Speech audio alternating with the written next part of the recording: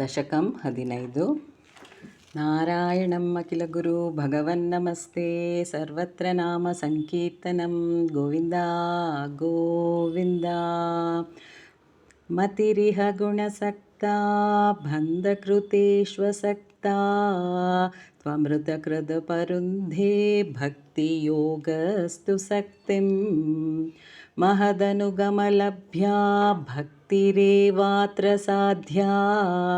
కపిలతనురుతిత్వం దేవహూత్యైన్యగాదీః ప్రకృతిమహదహంకారాశ్చ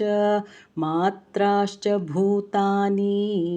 అపి హృదపి దశాక్షీష్ పూరుషౌ పంచవింశః इति विदित विभागो मुच्यते सौ प्रकृत्याः कपिलतनुरुतित्वं देवहूत्यैन्यगादीः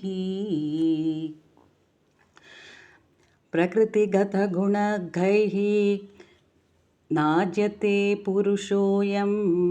यदि तु सजति तस्यां सद्गुणास्तं भजेरन्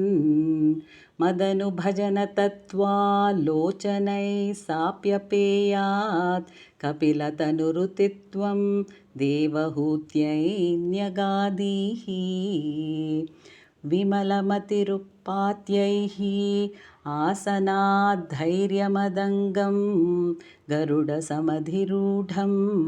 दिव्यभूषायुधाङ्कं रुचितुलितत्तमालं शीलयेतानुवेलं कपिलतनुरुतित्वं देवहूत्यैन्यगादीः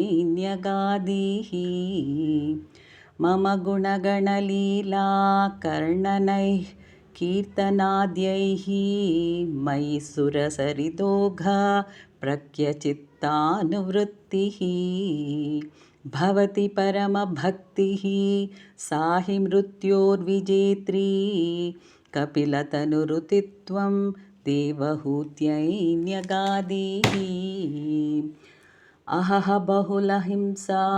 सञ्चितार्थैकुटुम्बं प्रतिदिनमनुपुष्णन् स्त्रीजितो बाललाली विशतिः ग्रहसक्तो यातनां मय्यभक्तः कपिलतनुरुतित्वं देवहूत्यैन्यगादीः युवति जठरखिन्नो जातबोधोऽप्यकाण्डे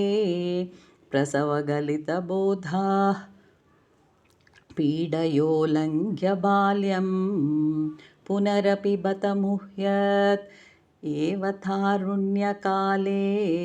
कपिलतनुरुतित्वं देवहूत्यैन्यगादीः